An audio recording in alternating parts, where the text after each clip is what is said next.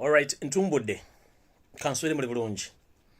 Anange ndi bulungi akawungeezi akona ku Rocksatu ennaku z'omwezi ziri 16 omwezi gwa mwenda.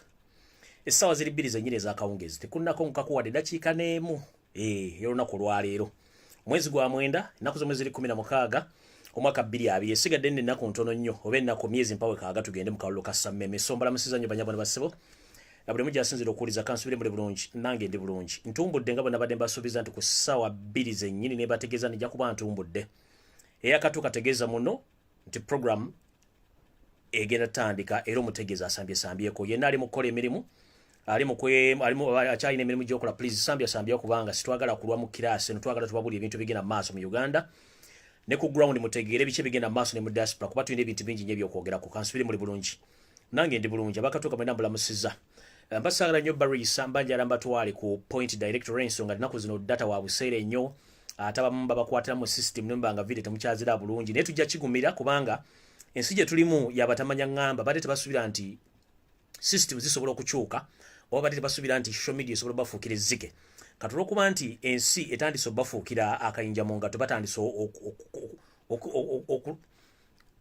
okujjukira nti buli kimu kiti ekisoboka so kati ffe essaawa zino tulina buzibu nabo buli omu akola ekyasobola tusinkane mu kalulu gwekakuba yakkiriza nti kankubye ebintu by'okutiisatiisa biveeyo kubanga emyaka egitiisatiisibwa gyagwaffe tulina kukola information tubawe information tubalage Uganda gyevudde wawenda biki bigenda mu maaso so okusookera njala kutumira ku bannayuganda mwenda buli mugyasinzira okuwuliriza abali mu America abali Canada abali mu Europe abali mu Middle East abali mu Africa abali mu Uganda waka na buli omugyali gyasinzira okuwuliriza abali mu Asia namwe mbatumiddeko Buyindi South Korea North Korea namwe mwena mbatumiddeko abali eyo kansubire muri bulungi buli agira banagisharinga nkutumiddeko ndowooza olwaleero tugenda kwogera ebintu bingi nsuubira nti alina ekalamu n'olupapula oteekeddwa okubanga olulina kubanza ebintu byentera nembyogera nga njagala mbiteeke wansi mubitegeere eyakatuuka tegeeza muno nti video egenda kutandika kuba njagala kubayisa mbwa saagala baluyisa apalapase mungi atambula ebintu bingi bitambula manyi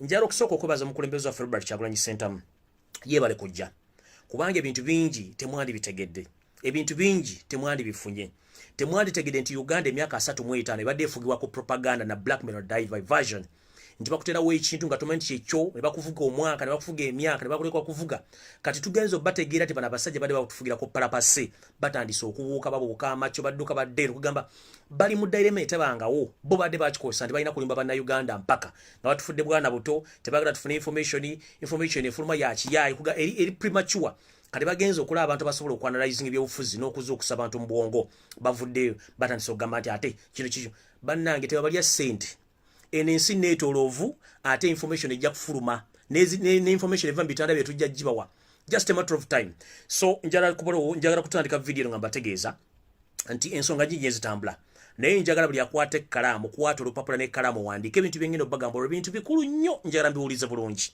saagala asagaasagana saagala asaategedde saawulidde njagala buli muntu awulira information eno agitwale nti wendi waliwo information ebadde biyiteeyo ku mikutu gy'abayaya abanywi bawala giti simebiki nze wendi kawaida mpaka last sina gyendaga kuba naye gwe banoonya siri mwangu mukitegedde siri mwangu bayinza okulowooza nti ndi musiru nze ntegeera nnyo kubanga sinywa mwenge ebyo naye baliko parapase diversion blackmail neffe tetwabimanya nti bijja kubeerawo era ntugumya omutwe ng'emmale aboogera ffe tugenda mu maaso ngera tandika bwenti abajjukira keke emabega nakola video tuli ku kigula lugi video tennaba kuba njala muwere tuli ku kigula lugi video tennaba mujjukirako kemabegako katonda bagamba waliwo obuzibu obugenda mu maaso mu gavumenti ya Yosero Tabaisirwa mutabani wa Kareches obugenda mu maaso baagala kutwala Uganda by all means naye bali enamba yabwe ntono nnyo tebasobola kikola kubanga tebalina maanyi ago just batufugiza mundu na busente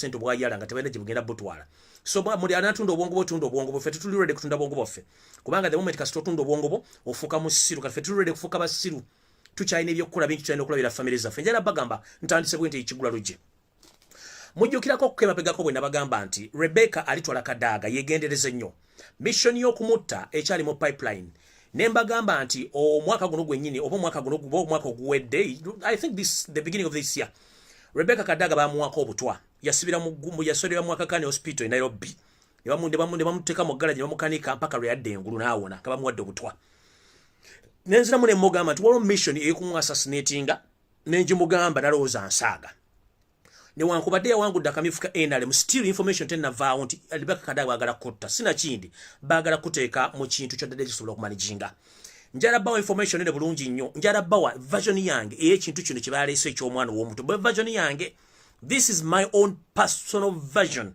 of it njala mumpulirize bulungi saagala nnyo muntu wagamba nti njala bawa this is my personal version of it ntandise bwe nti mu myaka 58 egy'obukulu Uganda gye yakamalawo tewaliwo parliament ya Uganda yeretwaliddwako mutwe gw'amuntu ne bagutwalayo ku parliament tekibangawo mu myaka 58 egy'obukulu Uganda bukyanga ebeerawo tewali mutwe gw'amuntu gwali gutwalidde ku parliament kisookedde mu gavumenti ya Yoseri Tabaisirwa mutabani wa Karekyezi wekisookedde mu myaka 58 kamba analysis yange olwokuba nti bamanye Kadaga she's an obstacle mu system yaabwe bagamba finding any way possible eliminating Kadaga oba muswazo musiba musibyeko ekintu ngera tandika bwento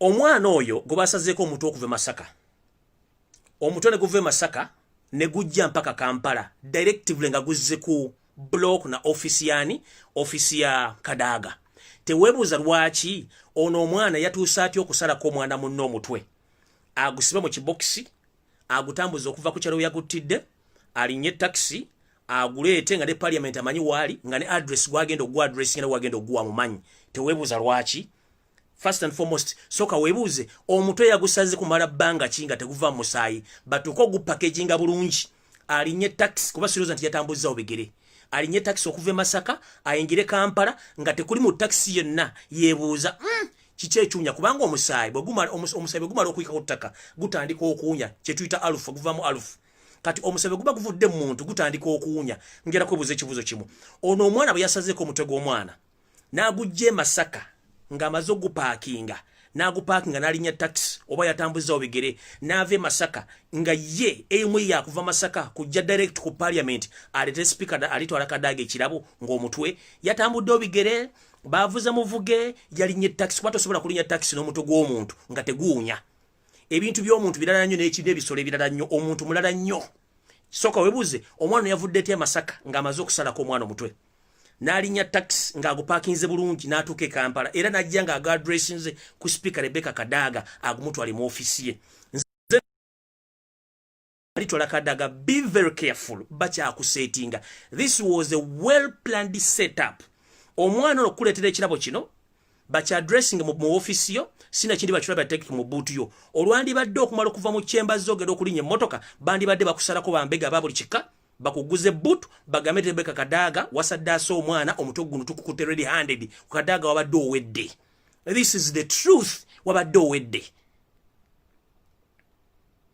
owedde naye ndowooza wabuzawo lack of coordination between this boy ne police eyabadde ku parliament at that day wabuzawo coordination kuba coordination evira ddala Masaka nejja omwana okuva gyavudde aleeta omutwe paka ku parliament kitegeeza coordination yafiridde ku parliament obutatuusa delivery ya Kadaga mu motoka ye mumpulira bulungi kitegeeza delivery eno waliwo coordination between Masaka to parliament waliwo abantu abadde balina okuhandolinga omwana omutuusa okutuusa omutwe guno wa Rebecca Kadaga era babadde ku duty be bakutte omwana singa be bali badde basindisa okujja ku duty okutukiza information eyo babaddewo that means Kadaga yabadde aluguddemu yabadde awedde mukitegedde bulungi this is my personal opinion jemba wa my personal opinion jemba wa nti mu Uganda for 58 years since our independence tewaliwo omuntu yali addressingidwa mutwe gwa muntu guleta ku parliament kibangawo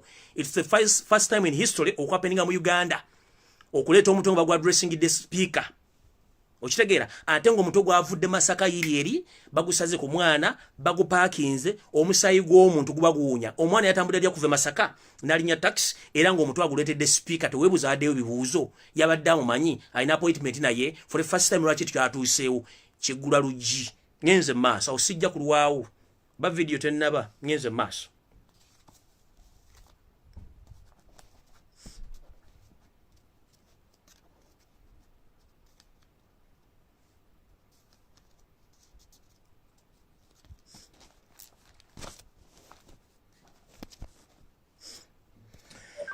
In fact, obutabalwisa video ketandike. Sharing a video. Sagala balwisa. Mlast video je nakola nababulira ebintu bingi nnyo ebyaba puzzling ne mbagamba it's unconfirmed news nenga sinatuka unconfirmed news oga confirminga njala tandika bwenti. Still mwe bannayuganda mwenna abaasoma n'abatasoma. Twetaaga okulembera omukulembeze eyasoma ayina ebitabo. Twetaaga credentials za President Museveni. Obuzaale bwe, emyaka gye mituufu, education background byonna bireeta bikube ku mmeeza. Bwe twatandise okusaba ebintu bino, eri abantu President Museveni ne gavumenti ebataddewo ab'ekifuulandengo okutandika okujja okubuzaabuza President Museveni yasoma naye bwe yasoma ate amannya agali mu bipapula bye tegoogera Yoweri Kaguta Museveni gasoma Yoseeri tibaburwa lutabayisirwa oli bwatu bwe yagambye. Omulala ajja n'agamba yamanyi yasoma President Museveni naye kye twagala kiriwe kiti. Tetwagala bigambo, twagala physical papers nga weziri. Buli ajja okuwolereza Yoseeri lutabayisirwa mutabani wa Karekezi. Twagala empapula z'obuyigirize nga mwezikubye ku mmeeza temuddamu tusirwaza. Ffe twagala omuntu ajja okudefendinga Yoseeri lutabayisirwa mutabani wa Karekezi ng'aleese academic papers za President Museveni eza Yoseeri lutabayisirwa mutabani wa Karekezi ng'azikubye ku mmeeza. Twagala academic qualifications za Janet Kataha oba gwe bayita Janet Kembabazi nga bazikubye ku mmeeza kubanga information gye tulina teyatula na senior 4 abera ta Minister of Education nga tuyasuza senior 4 era emigobozo banajo negiri mu education system yagirese kubanga ye kenyiri byokusoma tabimanyi kati okumanya nti family eno bayaye bakweka credentials zaabwe since day one okuva bajja mu Uganda okuyingira mu Uganda bekweka 1 Museveni oba Yoseeri lutabayisirwa mutabani wa Karekezi gemanya ge yayingira mu Uganda ku myaka gye 10. Kataha oba eyita Kataha amanya gamatufu ye Janet Kembabazi aga Kataha giyagajja nobody knows. Takulaga kitaawe takulaga nnyina. Museveni takulaga kitaawe akulaga Kaguta tenga si kitaawe. Kati amanya ago bagakyusa ne oli ne yefuula Yoweri Kaguta Museveni ono yefuula Janet Kataha Museveni. That means bakweka obuntu bwabwe bakweka gye bava. Tebatuse ne baga nti buli kimu tulina kikweka ne beekweka ebyenjigiriza bakozesa mundu yokka kubanga bajja ebintu bino. Kati tugenze maaso bwe tuti. Okumanya bana abantu bakwese ebintu byawe for all along njala bategeeza n'amanya gennyini waliwo abaana abatagatta manya na Museveni nga ganjawulo nnyo bwe mwawulide Smith Sodo Kaguta simanyani Kaguta bali Salimu Saleba manerinya Kaguta odigatta kubanga si family member waabwe kubafa kawono kagumi Salimu musajja Musomali bwe kituuka ku ekyo Salimu Saleke nnyini ayina ebintu bye yakweka ne Museveni babikweka byebiriwa ye information girasemba bagamba nti I'm going to confirm this news. Njalo bagamba officially omwana gwe mulowooza nti mwana wa Yoseeri lutabayisirwa mutabani wa Karekezi wa muzukulu wa Karekezi gwe muyita Muhoozi Kanyerugaba si mwana wa Museveni. Omwana Muhoozi Kanyerugaba mwana wa Salimu Sale ow'omuntu mbwe emirundi 10 ku 10 ekitaliko kubuuza mwakiwulura mukitegedde okuva n'olwalero Muhoozi Kanyerugaba mwana wa Salimu Sale kyajja kitya ndabanyumiza story y'abantu bano nti okuvedda bo tebaziza mu butaziza Museveni yalinga atabala mu ntalo nga Salimu Sale asigadde. Salimu Sale n'agenda n'agwa mu bijanjalo bya mukulu we n'abikavula namalo bikavula n'abijjamu omulamwa n'abijjamu bisobooza mwe mwava Muhoozi. Museveni bw'akimanya era tewayitambale mama wa Muhoozi ne basimeiye niyo olw'okuba nti bayagala okukuuma ekyama kino nga bazze bakuuma ebintu bino. Museveni yasalawo atwale full responsibility okutuma omwana n'amanya aga Muhoozi Kanyerugaba ne mu birth certificate ne yeteekamu nti ye taata wa Muhoozi. Kumbe omwana Museveni akimanyi bulungi nti omwana wa Salimu Sale. Era waliwo tabbu Museveni era yagala kuba Salimu Sale amasasi olw'okuba nti yazaala mu mukazi we omwana gwe bayita Muhoozi Kanyerugaba. Bakikuuma nga kyama nga bazze bakuuma ebintu byebyo by'okufuga Uganda okubba n'okuba nti bafuze Uganda nga si bannayuganda. Bano bonna tekuli munnayuganda. Kati njala kubategeeza nti omwana Muhoozi mwana wa Salimu Sale era nga okubategeeza kino mugende mufune history w'abantu bano mujja mutegeera nganze bwe mufunye nti babadde bakweka ebintu bino okakasa ekintu kino nti Muhoozi ne Salimu Sale basembayo okukola DNA mu mwaka gwa 2011 mu mwezi ogwa November bakola DNA to confirm nti Muhoozi mwana wa Salimu Sale si mwana wa Museveni.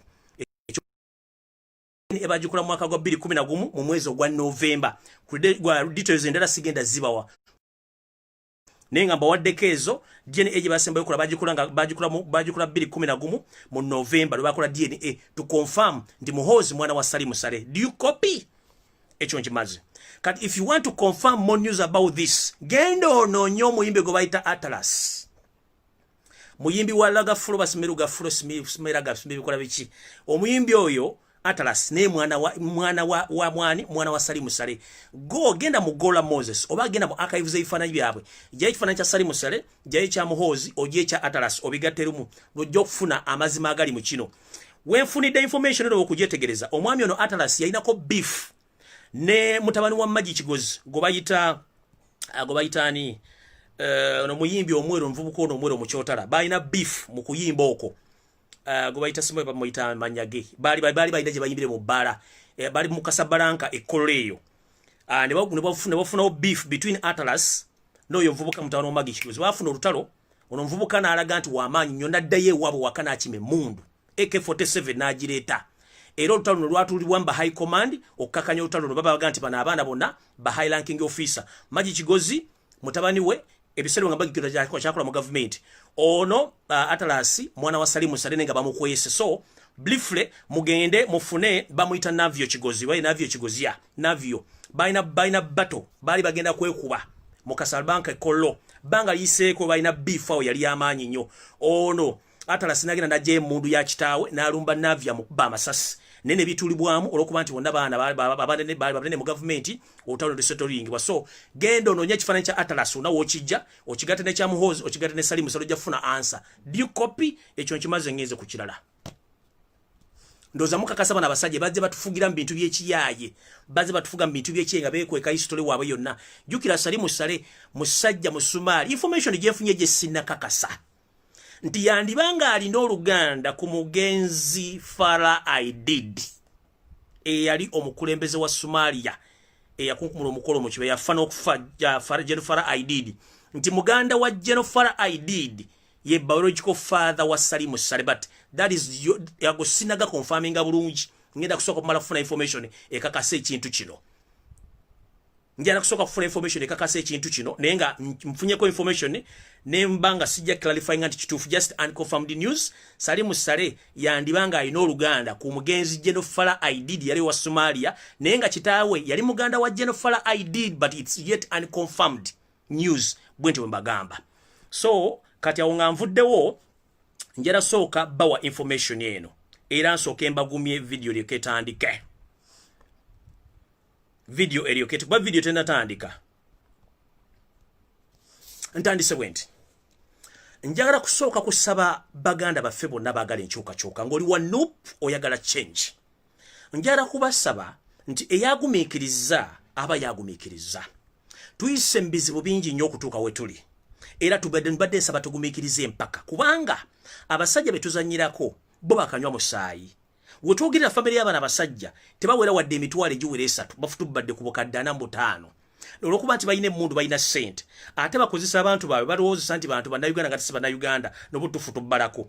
Ebikemo byonna bye batusindikira tubiyiseemu. Kati njagala nsooke mbasomera ebikemo bino byonna bye tuyiseemu nga tubigusiza bulungi. Then lyoke nzije ku Sasi Papa video lyoke etandike. Tetunnatandika tuli ku Kiggula Luggi. Tetunnatandika video tennatandika tukyali ku Kiggula Luggi ntandise bwenti. Mu bintu byonna Robert Kyagulanyi Center mu people pa bye tuyiseemu bye yisambye bino wano wammanga. Twasooka mu Arua assassination. Robert Kyagulanyi Center munagiyitamu mukama n'amuboosaawo. Ne tugenda ku treason case Robert Kyagulanyi Center munagiyisaawo. Ne tugenda ku case y'emmundu Robert Kyagulanyi n'agiyisaawo. Ne tugenda ku dropping bombs at Bobi Wine's home ne tuziyisaawo. Ne tugenda ku dinning red barracks ne tuziyisaawo. Ne tugenda ku banning international lawyers Robert Amsterdam okujja mu Uganda ekyo nakyo tukiyitako. Ne tugenda ku deportation of his white friends abali bakwavalinga amawuli no more information na buli kimu nakyo tukiyitako. Ne tugenda ku deportation of Yvonne Chakachaka nakyo tukiyitako. Ne tugenda ku kidnap and murdering of people power supporters and weakening their minds nakyo tukiyiseeko. Ne tugenda ku dropping threatened letters intimidating Bobi Wine nazo tuziyiseeko. Ne tugenda ku claiming of ownership of Bobi Wine's Kamocha land nato tuyiseeko. Ne tugenda ku Tumwine claiming that people power connected to Red Movement terrorist group nafye tukiyitako. Mbabuli ebitu betuze tuyitako then mbateeketeko tugende wali wa Sepapa bulungi nnyo.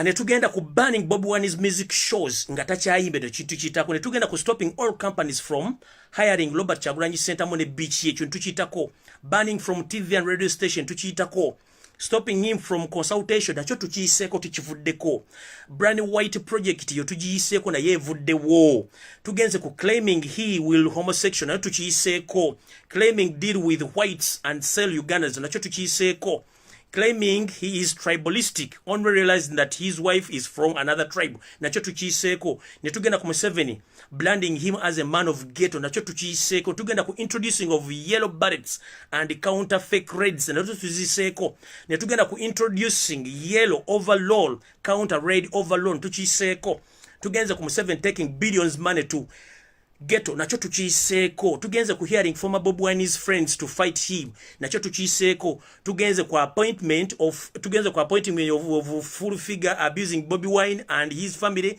tukiyiseeko, tugenze ku Eddie Kenzo tumuyise, tugenze ku BI tumuyise, tugenze ku DJ Michael tumuyise, tugenze ku Bucha tumuyiseewo, tugenze ku Kasawo Kevumunte tumuyiseeko, tugenze ku Barunyampire the fucking useless idiot tumuyiseeko, tugenze ku Kitata tumuyiseeko, tugenze ku basajja bisolo tumuyiseeko, tugenze ku Bajo, tugenze ku Sobe, tugenze ku bantu bangi.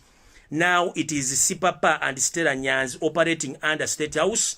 Byonna tubiyiseeko, ebintu bingi nnyo tubiyiseeko ne byamabirizi, kati byonna mubiwulidde bulungi. Bwe mbanga mazo biwulira kiki ekipya ekigenda tuteeka ku tension tekiriiwo. Mark my words era muzitwale wano ntandise bwenti.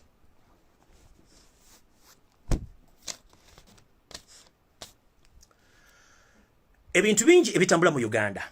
Ekisooka tugenze mu kooti emisango egisinga gyonna girina land avoid bagisazizaamu until further notice. Banoonya ekintu kimu, the simple trick way bagenda okukwatira Kyagulanyi bamuteeke mu kolokoni n'ekitebe bakiggale. Kati one way of the other, these ESO guys and the State House operative, they are planning assassinating any NOP member at our headquarters. Efuke crime scene bagisiringe off. Do you copy? They are planning omuntu yenna oba mwana mulenzi ku NOP headquarters bagisiringe off as a crime scene until further notice. Kati ngenda kusaba bwenti item esooka. Ngenda kusaba buli muntu yenna abeere ekamo kya ku fire base oba ku headquarters zaffe, please. Omuntu yenna oba nga tolina byakola, please sigale waka oba mugende mu field, muve waka, muve ku headquarters kubanga mujja kuleeta obuzibu. Ekyo kyo mukitegedde bulungi. Banoonyage gye bagenda okwassassinatingamu omuntu awo, police ejje siringeko ekifo ekyo nga crime scene. Ate n'omusango baguteeke ku Kyagulanyi okuba nti yandigirectinze ekifo kyo okuba nti abantu bakuŋŋanirawo bangi be bavuddeko obuzibu kutta. Kyagulanyi muganye okwesimbawo sina kindi asibire mu kkomera. So kino kyonna tukimanyi bulungi nnyo kiba planninga. Mu last video, if I remember, I told the public that the most dangerous creature in this struggle is not SFC, is not police, is not military, is not anybody or yourself Kaguta Rutabaisura Mutabani Wakarechis. It is these people whom we think that they are very weak, but they are being trained, involved in diversion and blackmailing and assassination plans. Beba Sipapa, Chameleone, full figure, and the rest. Bana abantu bali trained ate bali well protected. Okuba nti bakola ekintu kyonna kyovula balina amaanyi mangi. Nembagamba nti abantu basinga obuzibu kuba information agifuna ku muntu mukulu nnyo nangamba mu kimutima mu system ene ya Museveni kati amagye tegayina buzibu bagamba nafu nnyo ne iso biki naye abantu basinga okubeera beba betulabanga ba weak points oba weak enemies beba singa obuzibu bamazo ba brainwashinga bakole ekintu kyonna balina security clearance, balina security protection. Yensonga lwaki bali clear nnyo kubanga bakola ebikolwa bino. So among those people is Sipapa. Naye Sipapa tatambula bwomu, atambula ne police eri muleya eri ne mungoye. Sipapa Majangwa ne Nakirijja ne Robert ne Joseph Mayanja Chameleone nkiddamu. Abamanyi oluyimba lw'omukyala na Maria Mondagire yayimba aina lyrics yateka mu limera kati Majangwa ne Nakirijja, kati Sipapa ne Chameleone Majangwa ne Nakirijja. Chameleone bakola omuvuyo last week ne balaunchinga simbi bagenda kukola NOP block.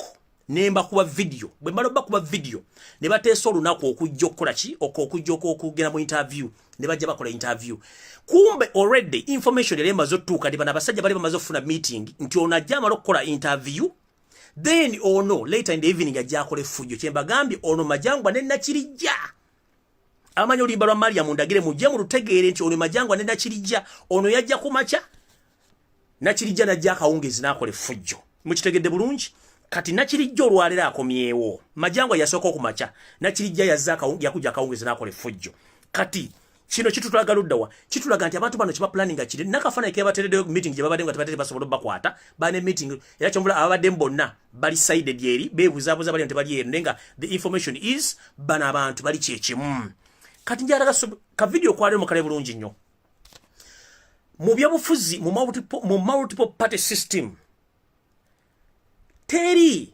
opponent wo akirizibwa kujja kusimba bendewera oba ekipande ku office z'omuntu yenna nga n'ekibiina kya byabufuzi kikolwa kya bujozi ate kikolwa kya buswavu nnyo kya kutinkula ntalo ebintu byonna Super byakola bili sponsored by NRM headquarters bili sponsored by State House bili sponsored by President Museveni kyovula nti ne police emwerekera okuva gyava mpaka ku kitebe kati njala kubuuza mwali muwuliddeko ekibiina kyonna nga kitutte bendera ogiteeka ku headquarters z'ekibiina ekirala wadde nearby mu mateeka tekikkirizibwa olw'ensonga oba oprovoking ekibiina ekirala okuba nti kigenda mu ntalo bano abasajja balina kye batwagalamu baagala tugende mu ntalo kubanga bo bamaze okulabibwa public nti NRM and its government hooligans so they want us to be hooligans too which Robert Kyagulanyi Center March maintains tugamba tetugenda fukanga bo tugenda balabira ku bikolwa byabwe so I'm here to inform you that please let's stay calm let's stay focused bino ebintu NRM secretariat yebirimu that's why singa bade tebirimba ne batebakkiriza ono timu simanyori Smith papa kujja kuleta bendera ya NRM gisimba ku kitebe kya nupu mateeka tekikkirizibwa sisobola kuvana bendera nupu ngana gisimba ku these offices mwali mulabya bagenda ku NRM secretariat kwa ekipande kyonna eky'ekibiina ekira tekiriwo that is provocation era basobola okuba ne bakutta ne mu kkooti omusawo ogenda kuba bakola ki bagusinga so kino NRM ne State House beba kirimu to provoke but unfortunately tebagenda to provoke nya kubanga we know how to handle our people njala basa bano obugendo bwegendereza NRM egezaako nnyo kututeeka bowe bali kubanga mukusooka batuita ba hooligans mukusooka batuita ba yaye mukusooka batuita ba ghetto youths na yefe tubalaze nti no wankubadde mu tuyita ba yaye tuli ba ghetto youth but we can manage each and every situation kubanga okulo okutuuka tuyise mu mbeera mbi okutuuka we tuli we can do anything for survival but as now we are led by well professional gentleman Robert Kyagulanyi Center masobola tugamba kino temukikola tutakikola so njala basabe kintu kimu NRM ng'ekibiina kiri mabega wa sipapa olw'okuba nti baagala kujjawo ebikole bazze bakola mu bululu okucyankalanya okukuba amasasi n'okwonoona nga bo befudde ba hooligans kati baagala ffe tugwe mu katego ke kamu tufuke ba hooligans which will not happen ngenda basaba n'obuwombeefu please temuddamu kulwana na sipapa ne bwe baakoze kimuleke ekizibu ekiriwo n'ekirala kikino ngenda basaba ekintu ekirala headquarters za people power ngenda basaba mutandike okutandika okwekenenya abantu abakwata live ku headquarters zao waliwo abantu ba ISO ababeera mu ngweza people power abajja ne bakola videos zino ne bazikwata naye nga ebigambo bye interpreting mu videos ziri those are the codes ISO zeyagala ne bagamba kola ekigambo kye bayita profiling someone can come natandika okubega nenga profiling omusago bana kuvunaana era ogenda okwetuuka eri bakutte ngolede buli kimu kiri obujulizi gye buli babulina so there are some people who claim to be media fraternities of people power and those people are dressing in people power attires but unfortunately they are ISO agents who do cover those videos but unfortunately when you hear the conversation during those live coverages you hear some codes which are moving naneka video kenda beka bayita by 6 TikTok usime Uganda bichikoze waone video naje bampadde nga codes nzisoma bulungi zuulya bulungi ntendo ISO project abaliwo to divert no kwata videos no kola profiling okuba nti soon or later singa nago obuzibu already ISO ejja kuba yamala dofuna video nga boba bulina olwaba agent baabwe so njala kubasaba omuntu yenna atamanyiddwa tadda mu kwata video ku kitebe kyaffe wadde balina esimbali baddembe, but please make sure temuddamu kukkiriza abantu kukola videos ezo kubanga tulina advanced moles abaliwo wa spies nga bali mu ngoye za people power nga webali. Let us be very vigilant era tukikoleko bulungi bana abantu teri muntu kumuddamu kwata coverage awo nga temumanyi. Anekirala ekisembayo nga nsinava ku nsonga nja kusaba buli muntu yenna ali ku people power headquarters. Bw'obanga toyina special appointment ku kitebe, please de waka. Bobo ina appointment, please musigale munda muve ku streets. Tuve ku streets. Wabweri wasigale nga wakalunga tewali muntu abatunde ebintu bebitunde naye nga mwe musigadde munda obaze ku kitebe tuyingira mu gate vebweru. Muve bweru kubanga batunabeera munda teri muntu agenda kujja kukola lutalo. Bwana alukula kiba kitegeza nti alumbye bulumbi. Ekyembadde mbasaba muve bweru temuddamu kubeera bweru. Boboze mubere munda mwesibire mu gate tuleka liwa namenya gate bajiba balumbe. Ekyo nkimaze na kisige na kirwako. Ekirala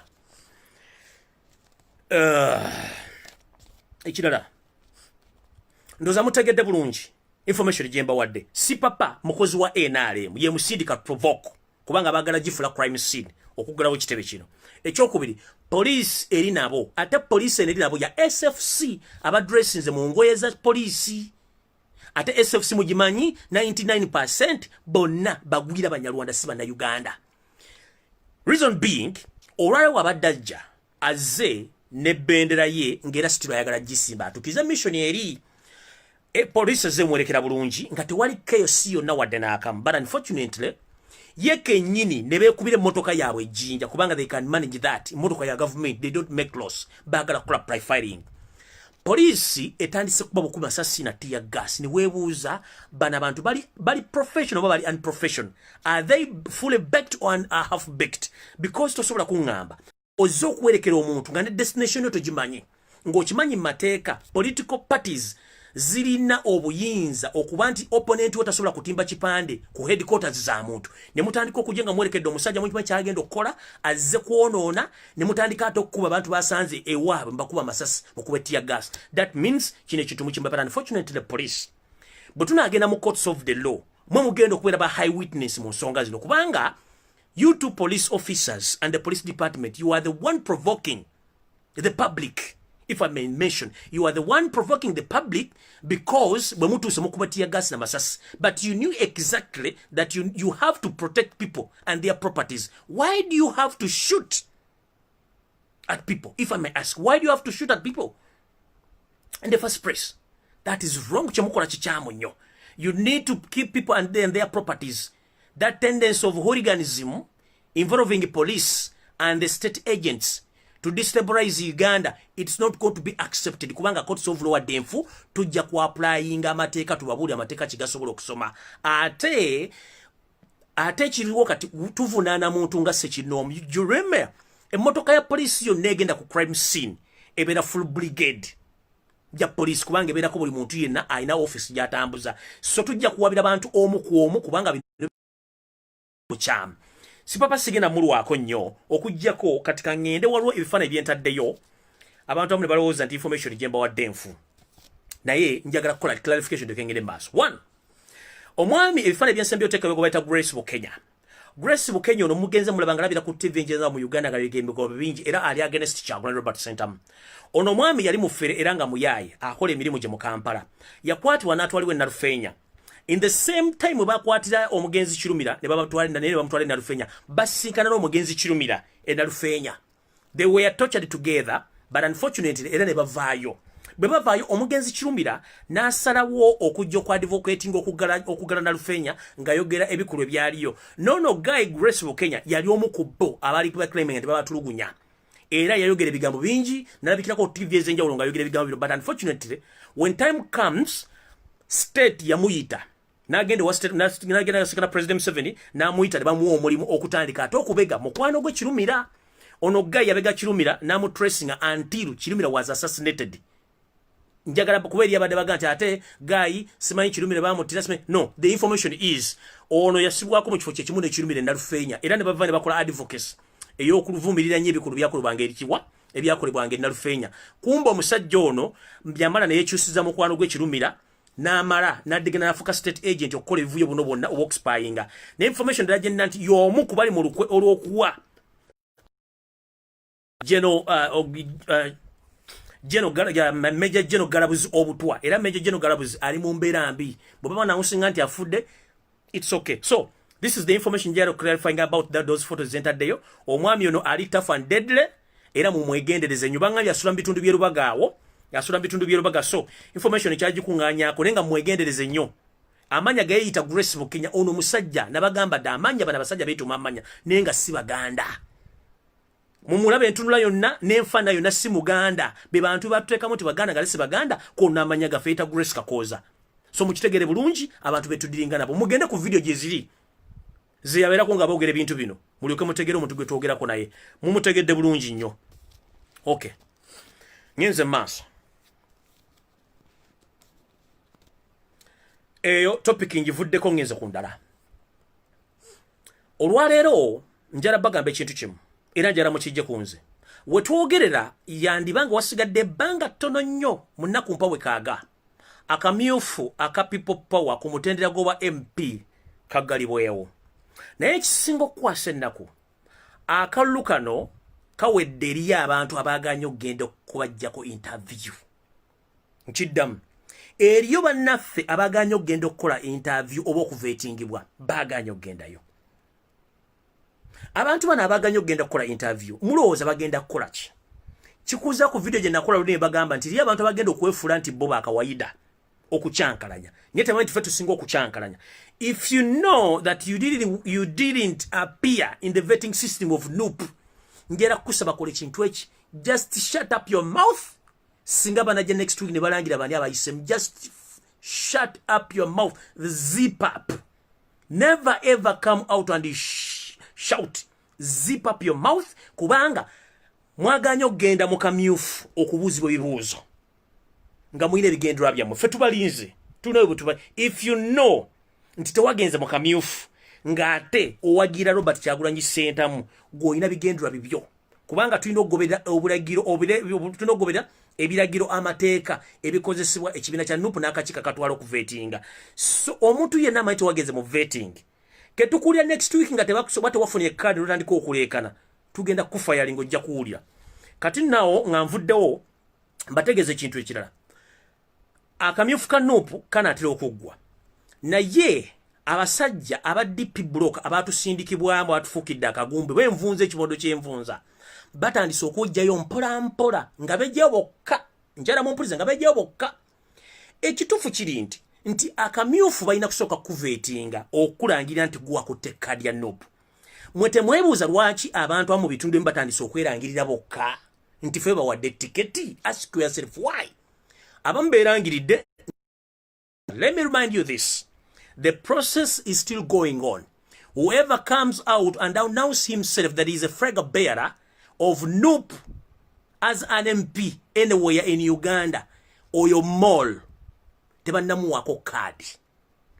The likes of Bangambi Lubega kwa chikoze naye ate unfortunately agezo chikola the all figures ezibaddewo ezimwana veilinze bonna ba malls 100%. We've been knowing them. Bonna ba malls tuwadde tubama just we've been keeping quiet about them. But all people were there to announce Lubega Mukayakao that is a sole candidate who is being nominated by NUP. All them are malls. We've been watching them closely.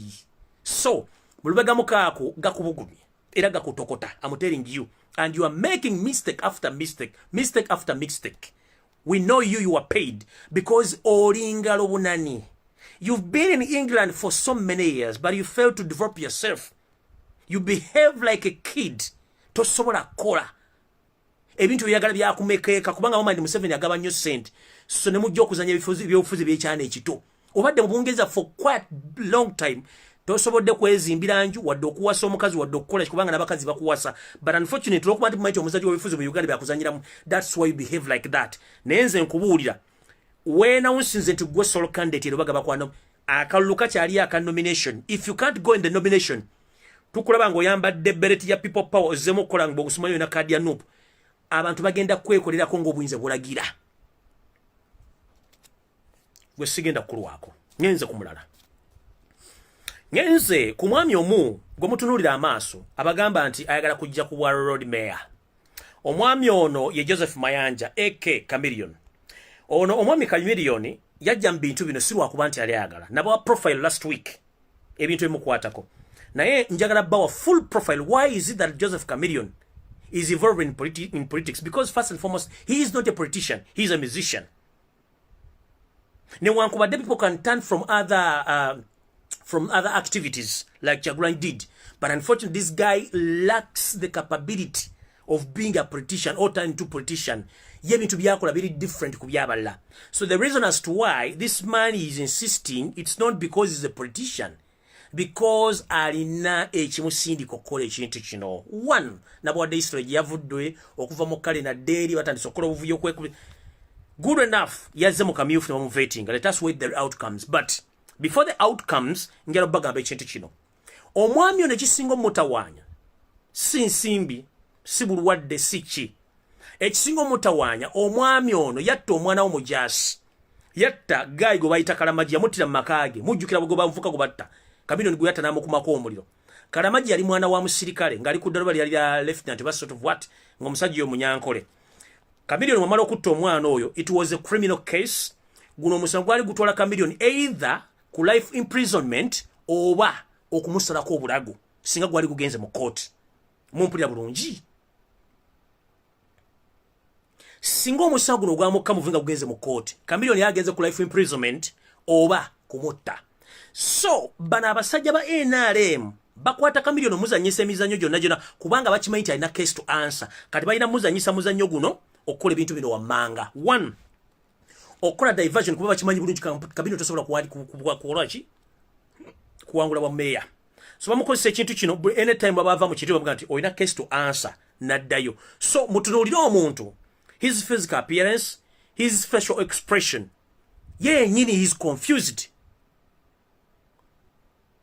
Chameleon is confused, tamanyi kyakukola kubanga ali stressed. Amanyi buli wabanga yekyanga bakwata ku mandu seri watta omuntu tokulira tokwagala tujja pozola tukuze mu luzira ngagamba akangende nkole mumuwulire embeera gyatambuliramu ebintu byakola byonna ali tuned era alinga remote bamutuninga butunze n'akyuka n'akola bino kubanga akimanyi eri omusango gwa Kalamaji ogw'okutta Kalamaji kyekimukozesa ebintu bino byonna. In fact, if it is possible nga mugambye okujjawo omuntu okujja omusango guno gumujjako asobola okukikola. Naye nze njala musaba ekintu kimu. Mukulu Mayanja, mu byonna byokola zanye by'obufuzi bwe bulungi n'ebintu ebiri mu data game okwagala okujja obulamu bw'omuntu biveemu. Kuwa meya gwelinda akamyufu ko kayitembo bakuwa kadi nze nja kuwagira sina kizibu bubanga oyisemu nga gwe nufu gwe wadde card I will support you. Nupu bato kuwadde card, please behave gently kakana wansi tutambuze struggle. Okitegede bwe bakuwadde card nze nja kuwagira era nja kutimba ne ku page yange nebire muzanya. Kat right now if I can quote you ogambye oli mayor ero yagala kadi ya Nupu waze tukuvetinga but still muchatambuza Nupu block ogenze n'embalamba mugula office. Imbala is the capital city of Uganda over. You are moving around the country opening offices mwekwekeno mbo yagala wa mayor ngate muli kutambuza Nupu block bomugula office bitunde byenjawulo kubanga mukimanyi bulungi. There is a trick je mutamanyi yino. This Nupu block headed by Joseph Mayanja, Lubega Mokaku, Mike Mabike, and the other full idiots. They are waiting the full results of those people who have won Nupu cards and those who have failed. Katiba subira bali abagenda okufailinga, be bagenda okukola chaos. Basale badde mu Nupu block batandika okuzoganya Robert Kyagulanyi center mu kuba bamye card. So that's the trick. Balindiriddawo mpologoma nkadde lindira ku luzi balindiridde buli avere gobemye card asaladde mu Nupu block kubanga olede bakiteseza dda nabagambye waliwo fake account ezisuka mu 10 ku social media is ready to attack Robert Kyagulanyi center and Nupu by all means, but they are just waiting a man so nga bamaze okwannouncinga ba member bonna bakutte card ya Nupu kuba MP nebifebera bo bave batandika okulumba Robert Kyagulanyi center. But we are waiting with our two hands here. We are just waiting you peacefully tubalinze kubanga tukimanyi bulungi nnyo kimwagala okukola tukimanyi era kino jalo kibagamba next week bwe mulaba omuntu yenna nga badde wa Nupu ng'ataniza against Kyagulanyi Robert Center temutegana hold your guns mumuleke kubanga olule bazo bagamba nebe mbadde mumanyi nti bo ba Nupu abamu bagenda bakuba akalulu genda independent nenga bagenda sigaza kadi zaffe nga baziremedde ne kalazi zaffe mubagenda okubira campaign ekyokubiri omuntu yena obanga ogobera amateeka n'ebiragiro singo n'omwa kadi n'ogenda independent ng'okyakozesa bintu bakitegeza obadde mall era okyali mall era oli mall mpaka understand oli mall ate okyali mall mpaka agenda okuva mu kamyufu n'agenda nti wa nope era agenda kujja independent nga mu nope mukitegere bulungi nti waliwo ekizibu ekigenda ogenda maaso kyetugenda otegeera mumpulidde bulungi mukitegedde bulungi so kati nawo nvuddewo ngenze ku kirala amawulire amalaga gano bano abasajja babadde balowooza nti basobola kukwatwako njagala kubuuza abantu ebintu bino wammanga nti Museveni gwe mbagamba taleka trace mabega ebintu byonna bikola taleka trace mabega njagala abantu abali ku bantu abakulu kuno abantu mwena badde bazagobera ebyefuzi bye Uganda nebyenfuna ebya Uganda ngera mu mbule since 1986 Governor wa Bank of Uganda ki akyaliwo existing ku bakadde bona bavuddeko no one nga nono yenyini the outgoing ensi kyabasobola babikira nti afudde kubanga alina ekimutawaanya kye baamukola olw'ensonga bazze babba ssente nga bakozesa bagavana abo njagala ombulyo Governor Bank of Uganda akyaliwo nga waali babajjawo kubanga tebaagala trace jonna nono yenyini outgoing aliwo nga kifanire musajja yafadda just akyaliwo nti mulamu okubalaga nti bana basajja tebaleka trace mabega bajja bakuuma ebintu byabwe teri Governor Bank of Uganda since 1986 akyaliwo nga mulamu taliwo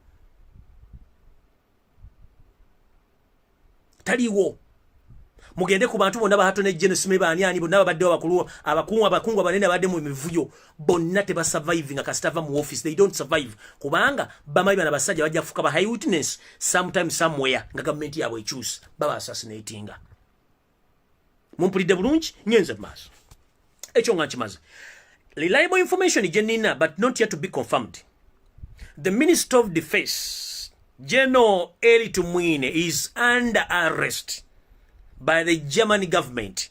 He is kept somewhere due to the allegation of assassinating of the German national or the suspect that he was spying on Uganda. Akunjagadde kabaga bamulungereza. Minister wa Defense General Tumwine amawulire genina gatali confirmed.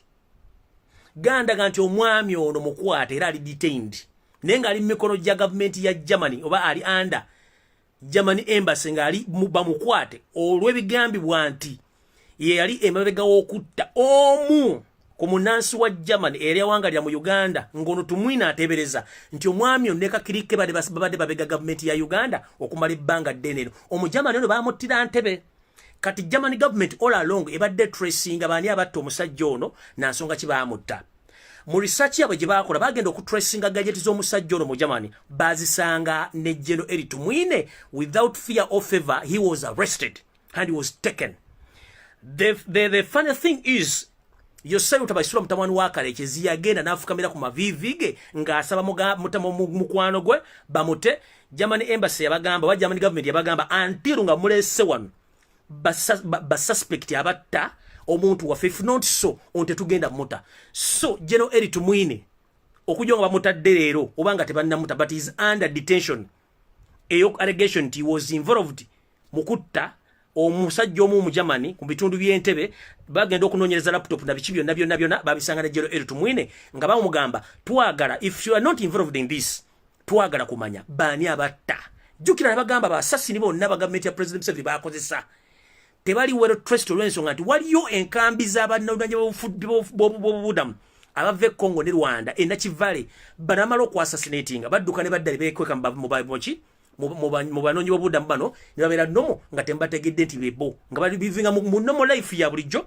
naye nga bagagga bazibu kuba emirimu gyabwe gyakutta so General Tumwine tamanyi agenda kujja bantu bano abatta nenga mission baje executinga tasobola bawaayo kubanga kisobola ku exposing information yabwe yonna so General Tumwine amawole genfuna ali under detention mu mikono ja government ya Germany olwa allegations nti bebatta German International eyali wangala mu bitundu by'Entebbe nga mususpecting okuba nti yali abeera government ya German nga abeera government ya Uganda. So n'abala bangi bakyabanoonya mpola. N'abala bakyabanoonya mpola. Jjukira ono yasembayo okulabikako nga COVID atamyalo yasembayo okuvuga akagali yali adda kollo. Ndozo waitayo na kunga zizo ne bamukabba. So talina we yalabikiddeko wonna unless nga yavuddeyo jjo obaddi. Na information danger is under detention. Ono lutabayisirwa mutabani wa Karechezi yagezaako kaba jamani bamugamba please fuck off until bwe muleta ba suspect abatto mu Germany. If not so, just fuck off. Is not quite because ayagala is under mabusu. Ali mabusu. Information mujajifuna box wa bajajiba wenzemba wabuyi information enjibawa ali mabrusu. So tugenze maso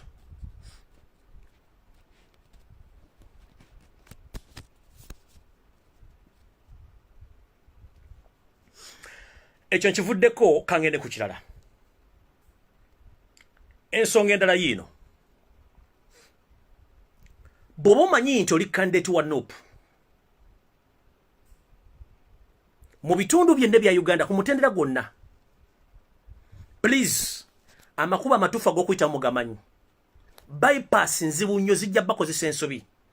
Eriyo information gyengathalinze nti eriyo abantu aba bypassinga system ya NOP okuba nti bakorruptinga abantu abayita officials ne babawa sente tebagenda bawa kaadi za NOP ezitali za membership, kaadi ez'okuba nti bagenda kukwatira NOP ku mitendera egy'enjawulo nga tebagenda kuyita mu kakungunta.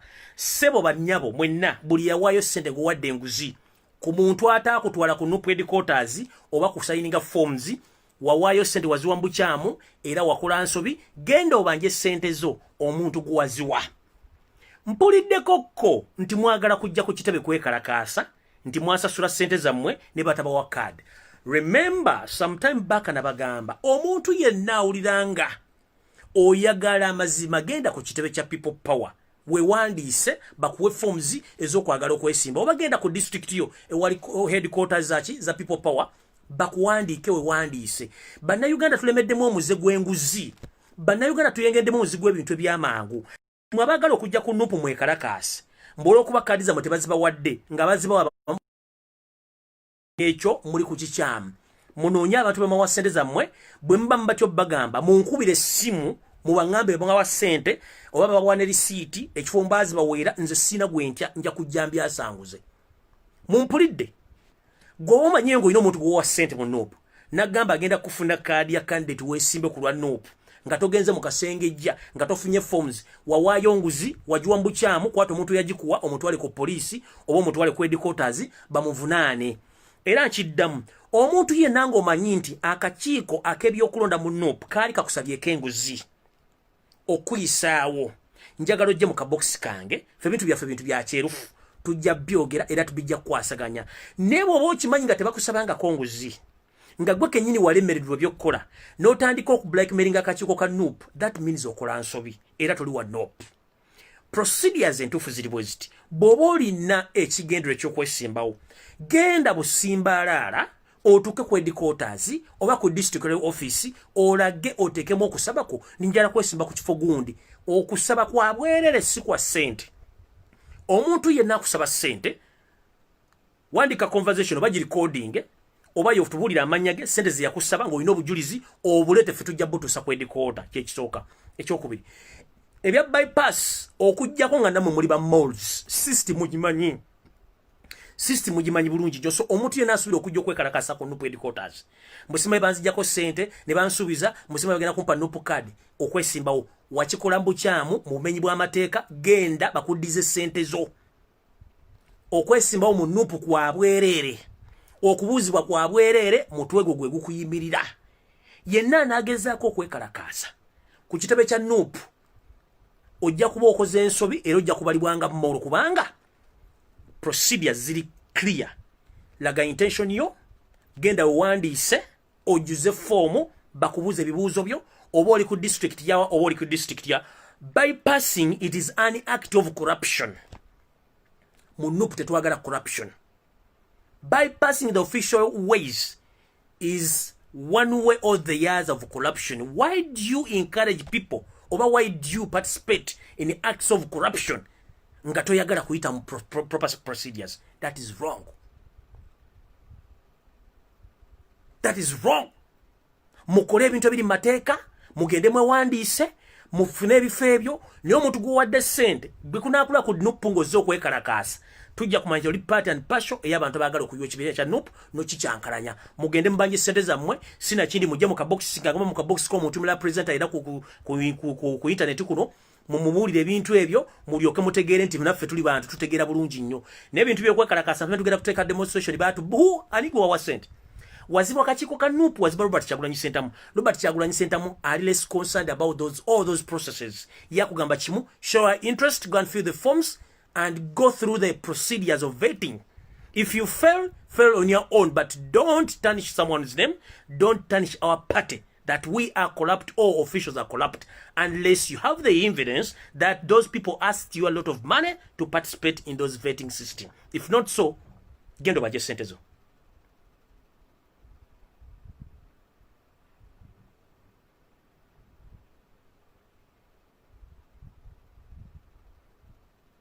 Mumpulidde mugende mbanje sente zammwe.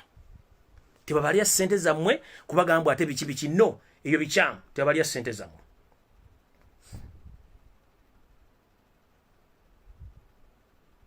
Naye nga nfundikira video nkiddamu abantu baffe mwenna bali ku social media njala basaba ekintu kimu, njala tugoberere amateeka n'ebiragiro geegaluwa.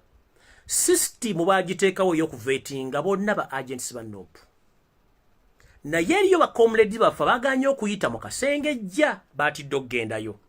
Naye bw'ogaana okgenda mu kasengejja kiba kitegeeza oyina ekigendererwa kiki ekirala. Bw'oba oyina ekigendererwa ekirala, kino kigenda tuleetera obuzibu ku social media abantu okwawukanamu n'endowooza.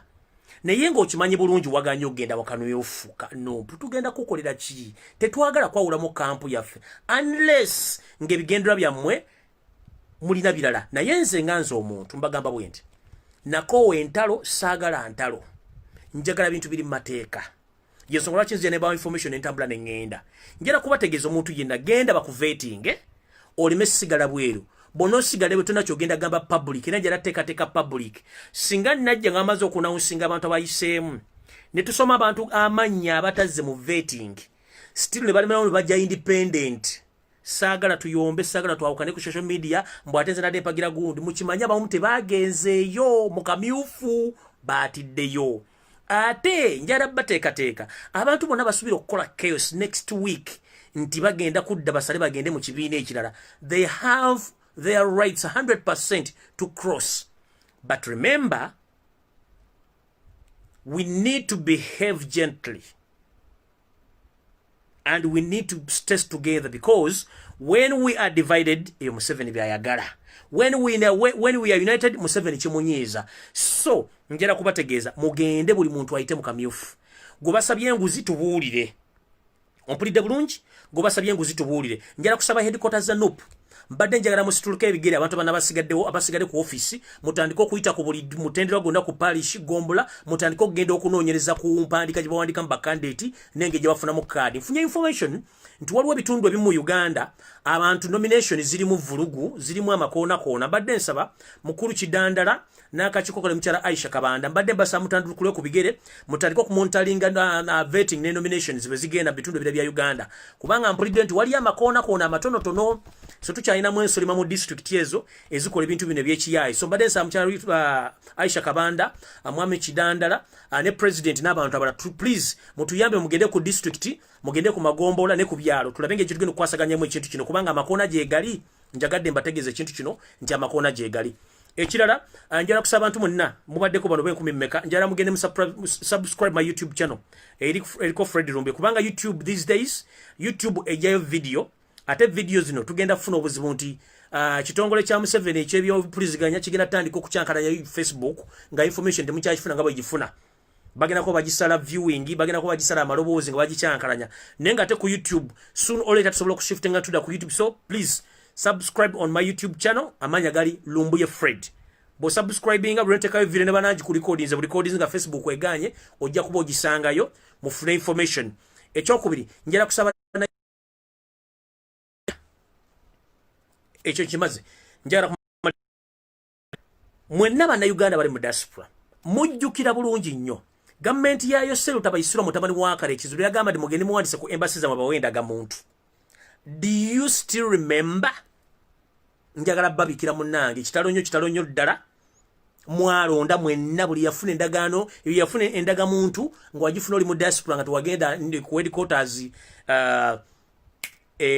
Kollo njala kugamba officially walonda kitalo nnyo ddala buli eyagenda ku kitebe kya Uganda wooli ne weewandiisa okufuna endaga muntu baakozesa details zo n'ennanga muntu yo ne namba okucreatinga polling station we baajagala ne bakulondesa you voted already.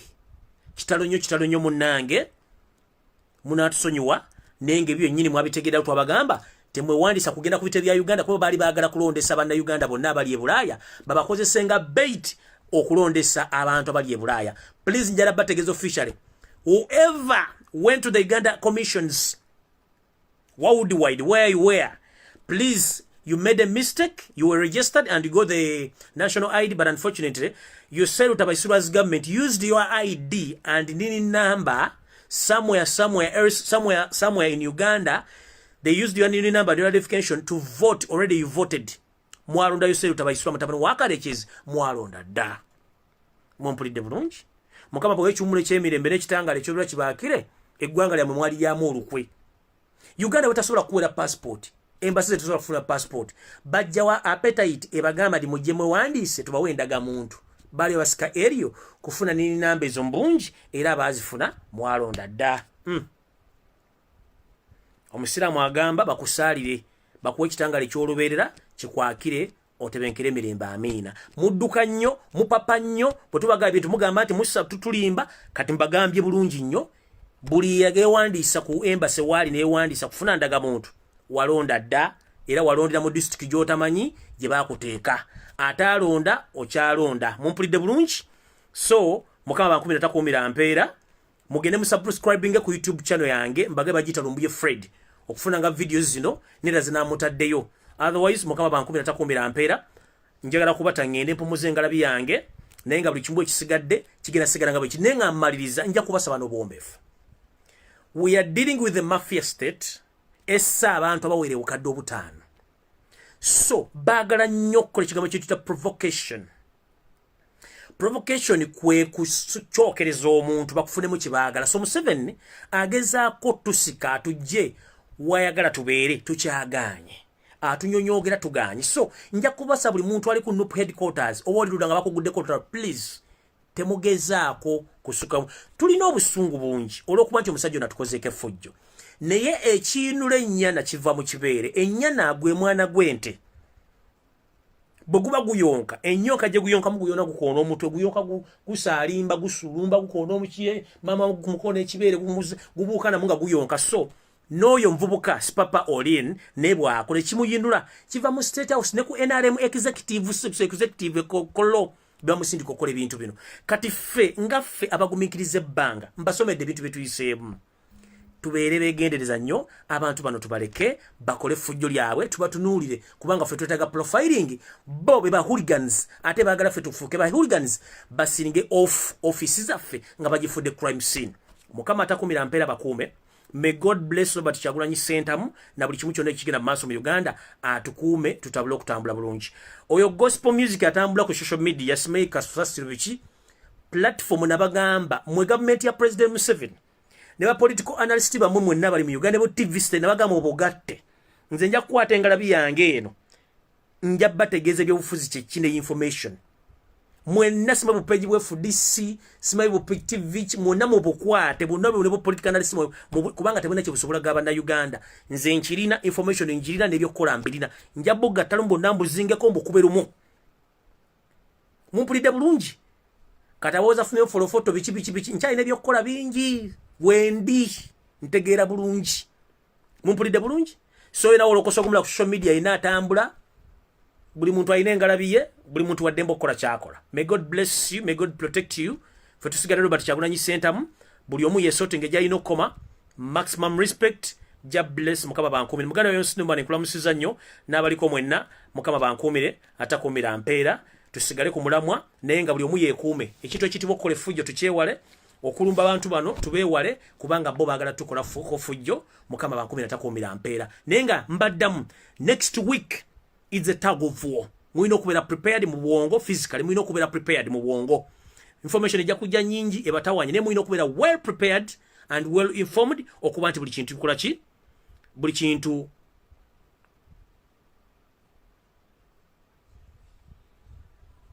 kitambuza bulungi mukitegedde bulungi so MC Norman Ganja mukulamusiza muganda wange kansubira olulungi wabale kuweereza gwanga so buli muntu yena genda subscribing ku YouTube channel yange amanya Lumbuye Fred ojja kuba ofuna notification mu budde bwo bw'eddembe wojja kuba ng'okolera byonna byoyagala mukama bakumira takumira mpeera mweraba